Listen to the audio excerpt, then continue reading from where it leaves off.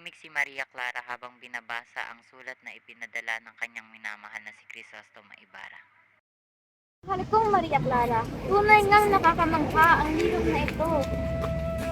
Anak ko, hindi ka ba nagsasawang basahin ng iyong iba? Hindi po, Ama. Tayo ko mabuhay kahit itong liham lang ng aking pangalang aking kasama. Ngunit ako'y nalulumbay sapagkat halos 30 taon na si Crisostomo sa Europa. Anak ko, huwag ka mabibigla sa aking babalita. Ano po iyon, Ama? Si Ibarra ay babalik na sa ating bansa. Ha? Talaga po? Ayun rin napakagandang balita. Tama ang iyong sinabi. Ngunit huwag ka muna manabig. Konting tiis na lang anak, makakasama mo rin sa muli. Isang salo-salo na inahanda ni Kapitan Tiago para kay Ibarra. Nakatayo sina Padre Damaso at Padre Sibayla, nag-uusap. Mamang talaga mga Indio, wala silang modo at nakakabisit. Padre Damaso, tayo ay sa bahay ng mga Indio. Bakit? Totoo naman ang aking sinasabi. Magandang gabi po sa inyo. Kinagagala ko po yung pakilala ng anak ng mga akong kaibigan. Ito po si Crisostomo Ibarra. Magandang gabi sa inyo lahat. Padre Damaso, isa ka matalik na kaibigan ng aking ama. Isa ka matalik na kaibigan ng aking ama. Di ako bingi, hindi ako naging kaibigan ng iyong ama. Paumanin po. Ikaw ba ang anak ng Rafael Ibarra? Hindi po kayo nagkakamali. Balik kayo magbabalik galing sa Europa. Kilala ko ang iyong ama. Tama naman ang pag-uusap dahil handa ng iyong hapon.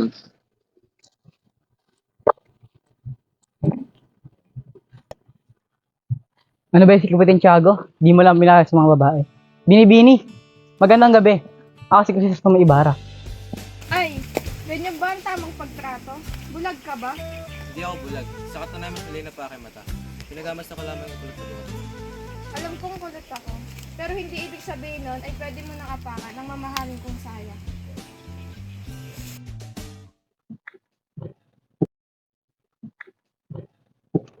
Ay, ano ba yan? Ay, Padre Damaso. Sige, dito ka na maupo. Huwag na, ikaw na umupo dyan. Sige na, matatanggap naman kita kahit ikaw umupo dito. Huwag na nga, ikaw na nga umupo dyan. Umalis ka na dyan at ako umupo. Ibarra, ilan ka nga ba ulit pundo sa Europa? 7 taong pong nakaraan. Nakalimutan mo na ito tungkol sa atin. Sa totoo lang, lagi kong inisip ang Pilipinas. Ang ating bansa nakalimutan ako. Ilang buwan ako di nakakuha ng balita at di ko lang paano matay ang aking ama. Ano naman ang pinakamaganda mong napuntahan? Pinag-aaralan ko ang bawat bansa at nalaman kami pagkakapareho ang tema ng pangkabuhayan, political theory. At nalaman ko ang kalayaan o pagkalipin ng isang bansa na nagdidikta ng kasaganan o paghihigaw sa ito. Yun lang ba ang nalaman mo? Nagsayang ka lang ng pera sa pagpupunta doon. Mauuna na muna ako. Kakarating ko lang kanina at maraming pa ako bagay dapat kasuhin. Hindi ako papayag.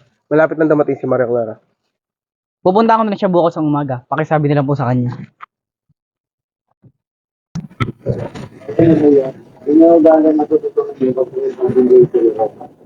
Kung ako po ang gobyerno ay pagbabawal ko ang pagpunta doon. Naglalakad si Ibarra sa isang kalye, pagmamasdan niya ang paligid-ligid. Ay, 7 taon ako nawala. Pero wala rin siya nagpadala. Nakakalungkot. Binata, kilala ko ang iyong ama. Mukhang kilala niyo ang aking ama. Makikiba tanong bakit siya naman. Hindi mo alam.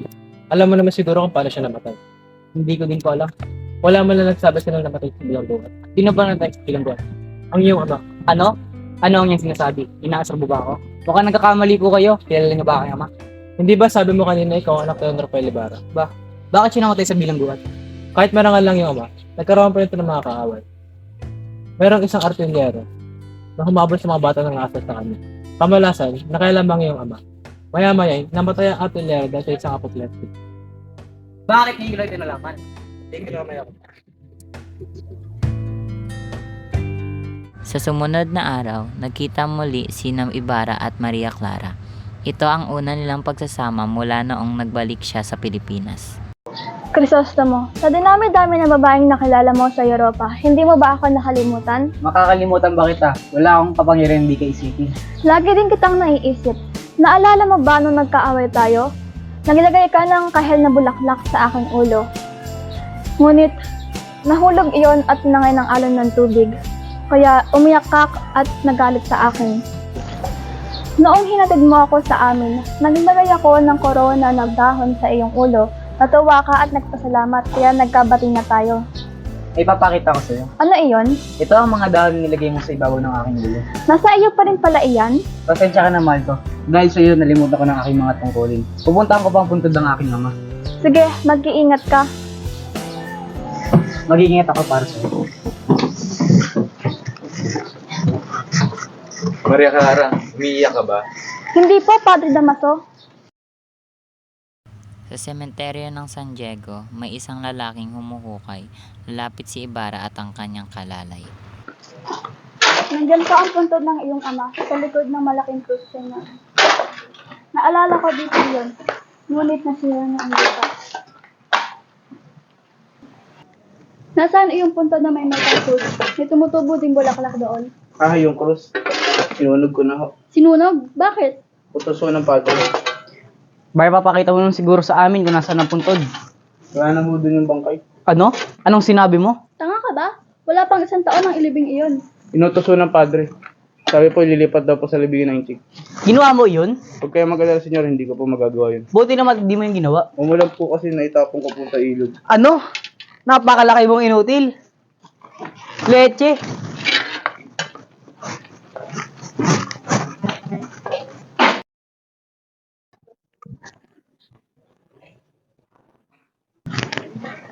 Langya ka? Anong katapat mo gawin sa akin, ama? Bitawan mo ako. Hindi ako ang nagpakulong sa kanya. Hindi yun. Ipinahukay mo at nilipat mo siya ng ibang sementeryo. Ano? Hindi ako ang gumawa nun. Kung hindi ikaw, sino? Wala nang iba kung hindi si Padre Damaso.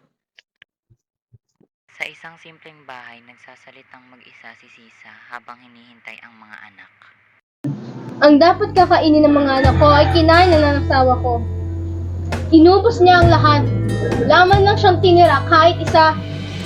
Inay! Anak ko! Saan ka galing? Asan ang kapatid mo si Crispin? Huwag kang matakot, Inay. Nasa simbahan po si Christine. Anong ginagawa niya doon? Bakit may sugat ka? Anong nangyari sa'yo? Bakit hindi mo siya kasama? Sinasaktan po kami ni Christine sa simbahan, Inay. Nakatakas lang po. Buti na lang at nakaligtas ka. Bakit nga pala nasa simbahan pa si Crispin? Bakit hindi mo siya sinama? Pinagbintangan po kasi siyang nagnakaw ng 2 taon. Nagnakaw? Anong nagnakaw? Mabait si Crispin. Di porket mahirap tayo, ay kailangan na siyang pagbintangan. Ano ang dapat natin gawin upang matulungan siyang makalaya sa simbahan? Inay, paano po kaya kung kausapin ko ang anak ni Dalbag na si Ibarra upang matulungan po tayo at matulungan din si Christine? Kung yan ang nais mo, handa akong tulungan ka. Pumasok si Sisa sa simbahan na may dalang basket ng gulay. Saan pwedeng ilagay ito? Kahit saan. Nandito ba si Crispin? Si Crispin. Nandito siya kanina pero tumakas na siya kasama ang kanyang mga ninakaw. Papunta na siguro ang mga gwardiya sa bahay niya. Ha? Hanapin mo ng mga anak niyo. Palibasa kasi, barumbado ang kanilang ama. Bawiin mo ang sinabi mo! Huwag ka dito umiyak. Huwag ka umiyak. Sabihin mo ang totoo. At kung hindi ay tatali kita sa puno at babarilin kita. Ano po? Ikaw ang ina ng mga magnanakaw. Ina ng mga magnanakaw? Nasaan na ang perang ninakaw ng mga anak mo katuloy? Hindi magnanakaw ang aking mga anak. Hindi porket mahirap kami. Kaya na namin gawin yun. Oo, wala kami makain. At mahirap kami. Pero hindi kami magnanakaw. Tama ka sa akin. Bitawan mo ako! Crispin? Basilio? Nasaan kayo? Nasaan kayo mga anak ko? Lumabas kayo! Magpakita kayo sa akin! Crispin? Ito. Ito yung damit ni Basilio. Nasaan naman ako? Hindi maaari ito. Hindi pwede ko. Why pa si Basilio? Basilio? Basilio? Why ang anak ko? Hindi maaari ito.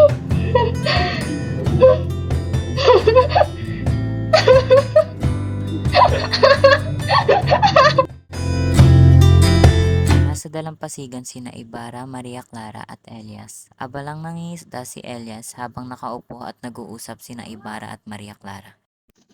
Gusto mo, masaya talaga ako. Hindi ko ito inaasahan na aayain mo akong mangisda. Ikaw ang mahal ko. Sino pa nga ba ang hiyain kang mangisda? Bakit ang lungkot mo, mahal ko? Masama ba ang pakaramdam mo? May mga naalala lang ako. Tungkol ba sa ginawa ni Padre Damaso sa iyong ama? Nakausap mo na ba si Padre Damaso? Para saan pa? Ang nangyari na ay nangyari na. Maghihiganti ka ba? Bakit pa? Kapag ba magiginti ako, yung babalik pa ang dati. Tuloy lang ako sa aking plano ng pagpapagawa ng paaralan para sa aking ama. Ano iyon? Buwaya! Ililigtas mo siya, mahal ko. Mabuti na lang at niligtas mo siya. Ayos ka lang, Elias? Ayos lang ako, senyor. Maraming salamat talaga. Sa susunod, mag-iingat, Elias. Kung wala ka, ay siguro nakain ako na mabuhay. Maraming salamat talaga, senyor. Muntika nang mamatay si Ibarra dahil sa mga kasalanan na hindi niya naman ginawa. Pero salamat kay Elias at hindi iyon nangyari. Umuwi siya ng bahay upang magbihis. Noong matapos na siyang magbihis, lumapit ang kanyang alalay.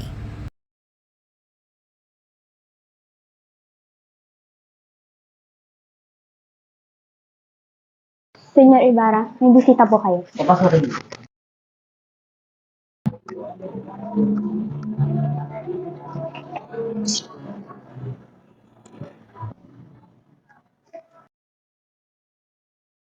Elias! Niligtas mo ang aking buhay, kaya ililigtas ko din ang iyo. Pero kalahati pa lang ang nababayaran kong utang sa'yo. Kaya huwag ka muna magpasalamat, maipapagawa pa ako sa'yo. Pagsalita ka. Huwag mo munang sabihin sa iba ang tungkol sa mga babalang sasabihin ko sa'yo. Huwag kang maglala. Alam ko gusto ko nila hulihin pero di kita ipapahuli. Hindi ko naman iniisip ang sarili ko. Ikaw ang iniisip ko. Anong ibig mong sabihin? May nakaraan ka. Ang iyong lolo at ang iyong amay may mga kaaway. Kilala mo ang mga kaaway? May kilala akong isa. Huwag mong kakalimutan ang aking sasabihin. Iligtas mo ang iyong sarili para sa kapakanan ng bansa. Kailan tayo magkita? Kung kailan mo gusto. Basta kung kailangan mo ako, andito lang ako para sa'yo. Para sa'yo gagawin kong lahat. Babayaran kong utang ko sa'yo hanggang sa aking kamatayan. Ganun din ako sa Elias.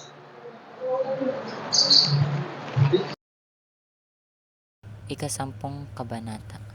Dahil sa nangyaring gulo sa pagitan ni Ibarra at Padre Damaso, hindi natuloy ang pagpapatayo ni Ibarra ng paaralan.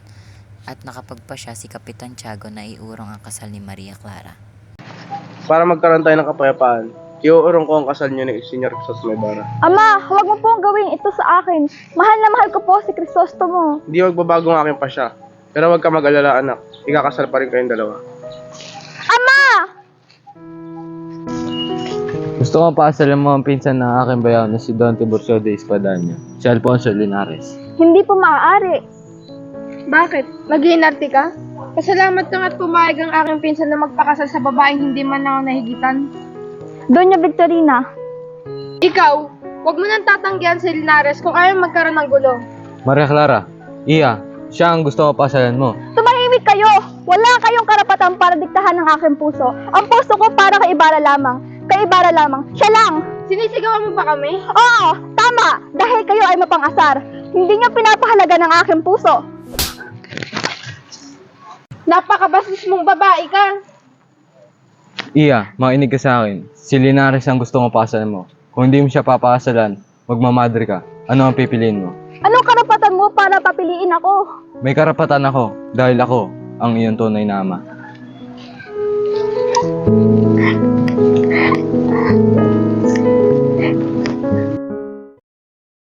Dahil kay Padre Salvi, pinagbintangan si Ibarra sa krimeng hindi niya naman ginawa. Tinulungan siya ni Elias na tumakas. Nasa dalampasigan sila ngayon at nagpaplano kung paano itakas si Ibarra. Senyor, makinig ka. Itatago muna kita sa bahay ng aking kaibigan sa Mandaluyong. Para mamuhay kasama ang mga estranghero? Para mamuhay ka mapayapa. May mga kaibigan ka sa Espanya. Elias, naghihirap ka dahil sa aking pamilya. 2 beses mo na niligtas ang aking buhay. Malaki na ang utang na loob ko sa'yo. Pinayuhan mo ako lumipat ng bansa. Kung ganoon, sumama ka sa akin. Mamuhay tayo ng para magkabatid. Totoong di ako pwedeng mamuhay na masaya sa aking bansa. Pero pwede ako mamuhay at mamatay sa Espanya para sa aking bansa. Senyor, andito lang tayo noong isang buwan. At nasa ilalim din tayo ng parehong buwan. Pero bakit ngayon ka lang nagsasabi sa akin ng ganito? Nagbabago ang mga tao, Elias. Bulag ako noon pero ngayon alam ko ng katotohanan. Magtago ka. Lilituin ko sila. Tatakbo ako at ikaw, ligtas mo ang sarili mo. Hindi, dito ka lang. Makikita tayo sa puntod ng lolo mo sa Whisperes ng Pasko. Ayun siya! Barilin mo siya nang mapasakin na si Maria Clara.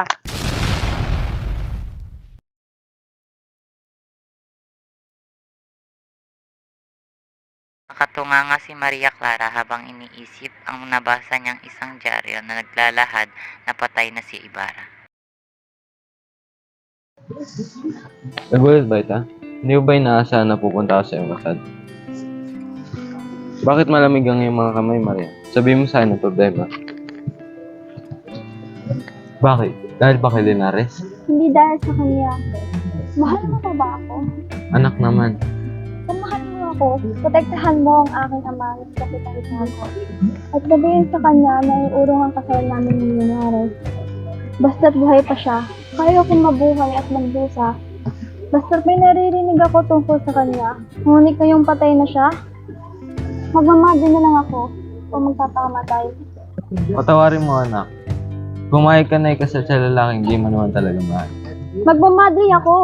Anak, hindi pwede. Kailangan ikasal ka sa ibang lalaki. Dahil hindi na kita mababantayan magpakailanman. At maraming pa nangyaring naganap sa orihinal na nobela ni Dr. Salazar. Namatay si Sisa, may umampon kay Basilio, nagdagdag ng mga kulot si Doña Victorina, na-addict sa apyan si Kapitan Tiago, nagpatuloy sa pamuposo si Padre Salvi, nanirahan sa kapundukan si Padre Damaso, naging mother si Maria Clara at marami pang iba. Maraming salamat sa inyong panonood.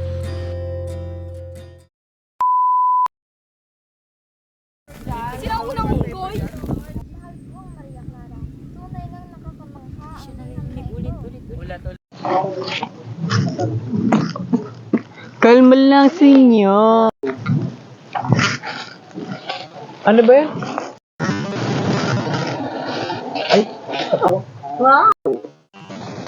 Ikaw ang anak din ng Rafael, ba? Di po kayo nagkakamali.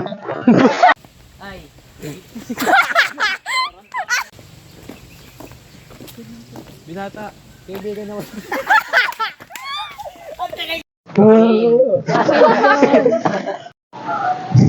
Noong hinatid mo ako sa amin, naglagay ako ng korona na Lolo, miss ko na siya. Palma ho, senyor.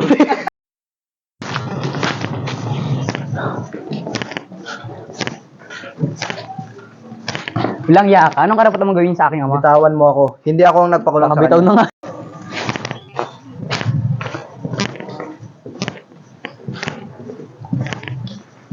Bilang iya ka. Anong karapatan?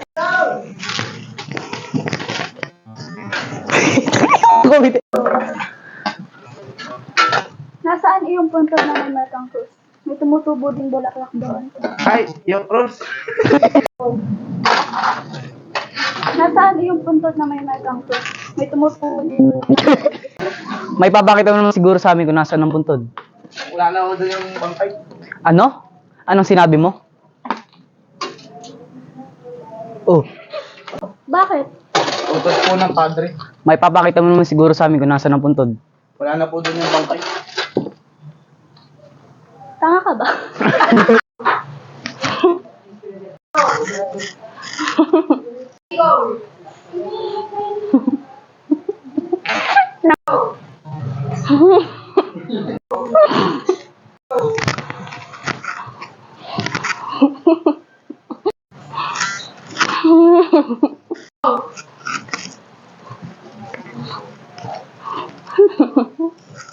Senyor. Ulit! Senyor Ibarra.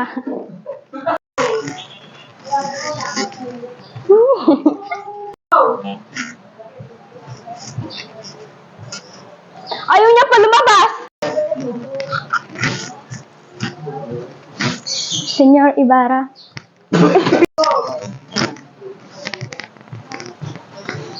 Senyor Ibarra, may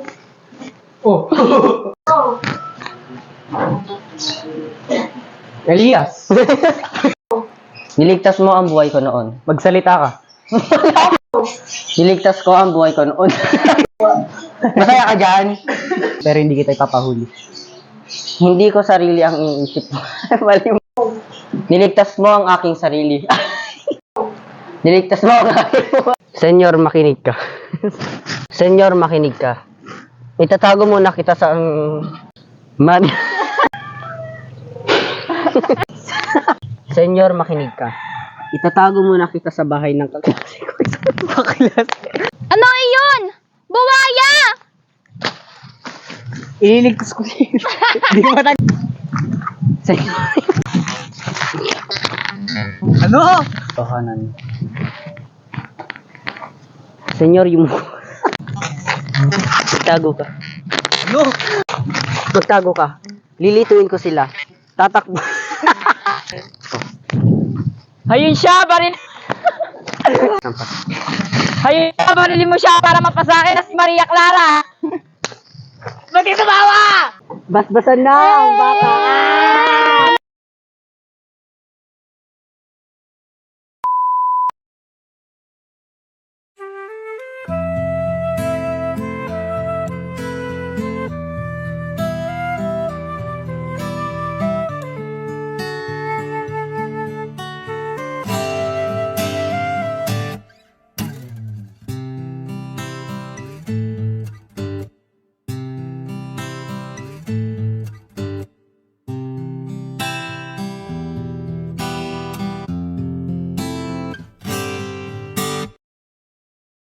Crispin? Basilio? Ito yung gamit ni Basilio. Buhay pa ang anak ko! Buhay pa ang anak ko!